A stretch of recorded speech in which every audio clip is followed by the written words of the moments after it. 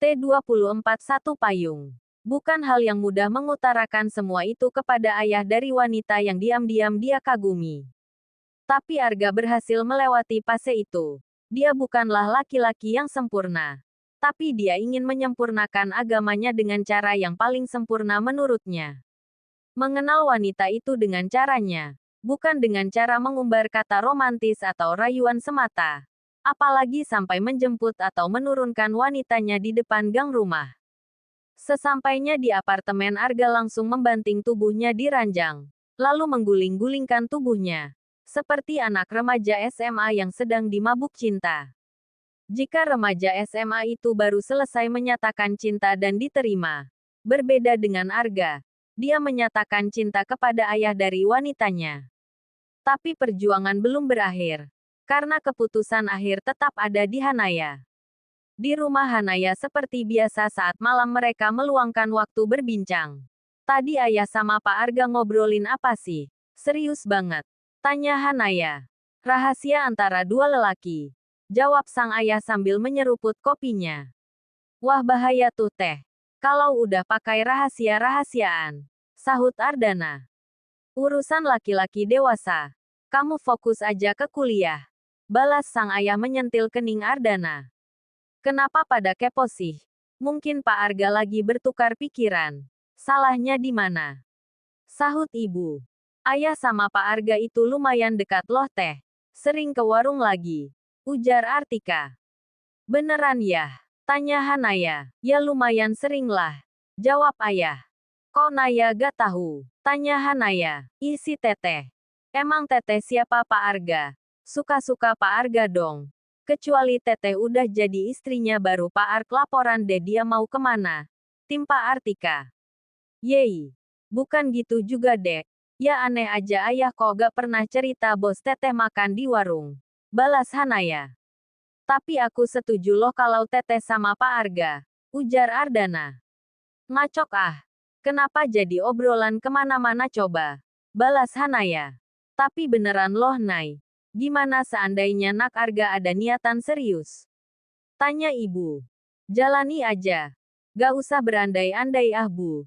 Lagian dia itu bos perusahaan. Nay hanya pegawainya. Balas Hanaya. Tapi bener loh kata ibu. Gak ada yang mustahil Nay. Contohnya sudah ada loh. Kisah cinta Rasulullah dan Hadijah. Ujar ayah. Hadijah adalah seorang janda kaya. Usianya lebih tua dari bagian Rasulullah. Dari segi harta Hadijah sangat kaya. Dari keluarga terpandang. Tapi siapa sangka jika Allah sudah menjodohkan mereka? Ujar ayah. Ada yang masih ingat gak 4 orang pertama yang memeluk Islam? Tanya ayah. Sayyidah Hadijah binti Huwailid. Dia adalah wanita pertama yang memeluk Islam. Jawab ibu. Zaid bin Haritsah. Budak pertama yang memeluk Islam. Jawab Ardana. Ali bin Abi Thalib.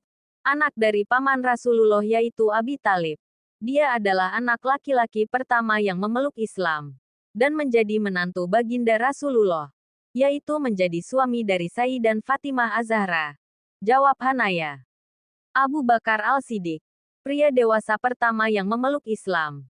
Dan dia adalah sahabat Rasulullah. Jawab Artika. Masya Allah. Anak-anak ayah. Puji ayah. Kok cuma anak-anak yang dipuji? Ibu juga ikut jawab loh. Protes ibu. Hahaha. Ibu juga minta dipuji tuh ya. Ujar 3 anak itu kompak. Ibu hadiahnya nanti aja di kamar. Balas ayah. Mulai deh. Balik ke kamar masing-masing yuk. Ayah sama ibu kalau udah romantis begini kita jadi bay asteris gon. Ujar Hanaya. Tuh teh. Buruan makanya cari pasangan halal. Ujar Artika. Kok jadi kemana-mana sih pembahasan? Teteh masuk duluan lah. Balas Hanaya. Cie ada yang malu tuh. Ledek Artika. Pagi ini Hanaya berangkat diantar ayah. Sekalian ayah mau berangkat belanja untuk warung. Makasih ya. Naya masuk dulu ya yah. Pamit Hanaya sambil mencium takzim tangan ayah. Sebelum masuk Hanaya ke pos satpam. Bertanya tentang motornya. Tenang bu. Aman motornya. Sesuai arahan Pak Arga. Sudah kami amankan. Jawab Pak Satpam. Alhamdulillah kalau begitu Pak. Makasih sebelumnya ya Pak. Hanaya pun memberikan kunci motornya agar bisa kembali dipindahkan ke depan. Tidak terbayangkan olehnya bagaimana kemarin Pak Satpam memindahkan motornya. Hanaya sudah berada di meja kerjanya, merapikan beberapa berkas yang akan dia serahkan ke sang pimpinan. Selamat pagi Mbak Naya. Sapa Bu Sari. Pagi Bu Sari. Sehat Bu? Balas Hanaya. Alhamdulillah sehat. Pak Arga sudah datang belum ya Mbak? Tanya Bu Sari. Belum Bu. Dari saya datang sih belum ada tanda-tanda Pak Arga di dalam. Jawab Hanaya. Ya sudah Mbak. Saya izin masuk mau bersihin ruangan Pak Arga. Ujar Bu Sari. Silahkan Bu. Silahkan Bu balas Hanaya ramah. Pagi Bu Hanaya. Sapa Pak Gani. Pagi Pak Gani. Balas Hanaya. Pak Bos udah datang. Tanya Pak Gani. Belum Pak. Sejak saya sampai belum ada nampak. Jawab Hanaya. Oh. Oke Bos mah bebas ya kan. Ujar Pak Gani. Gibahin atasan itu tidak hanya dosa besar. Tapi juga bisa dipotong gaji. Ujar Arga yang tiba-tiba sudah berada di belakang Pak Gani. Hahaha. Udah kayak tuyul aja tiba-tiba nongol Bos. Ujar Pak Gani sambil menepuk pundak Arga. Dan Hanaya hanya bisa tertawa kecil sambil tertunduk. Besok siang atur jadwal. Kita belum lihat Ayu loh. Ujar Pak Gani. Oh iya gue lupa. Lo pergi sama Laras juga? Tanya Arga. Ya iyalah. Gue sama anak dan istri lah. Lo gak tahu sama siapa? Ledek Pak Gani. Lo sama Hanaya aja. Oke. Usul Pak Gani. Masih jam kerja bahasa lo terlalu santai didengar yang lain bisa aneh-aneh pikiran mereka. Ujar Arga. Lo yang mulai bos. Jelas-jelas gue datang pakai bahasa formal. Lo yang nimbrung dengan bahasa non-formal. Balas Pak Gani. Gue mau balik ke ruangan gue aja. Terserah lo mau pergi sama siapa. Kalau mau bareng besok siang kita bareng. Mumpung libur. Tambah Pak Gani sambil berlalu meninggalkan mereka berdua. Tak lama kemudian Bu Sari keluar. Dan Arga pun masuk ke ruangannya. Hanaya sedang berdiri di samping motornya.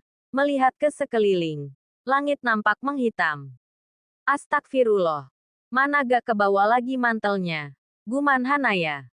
Kalau sempat hujan di jalan bisa basah kuyup nih. Mana mendung banget lagi. Guman Hanaya lagi. Naik taksi saja Bu. Mendungnya gelap banget. Ujar Pak Satpam. Iya deh Pak. Saya titip motornya lagi ya Pak. Saya pesan taksi online aja deh. Balas Hanaya. Kuncinya biar kami yang pegang Bu. Dijamin aman kok Bu. Balas salah satu satpam. Tin. Tin. Terdengar bunyi klakson mobil. Hanaya dan kedua satpam pun menoleh ke sumber suara. Pintu kaca mobil pun dibuka. Masuk.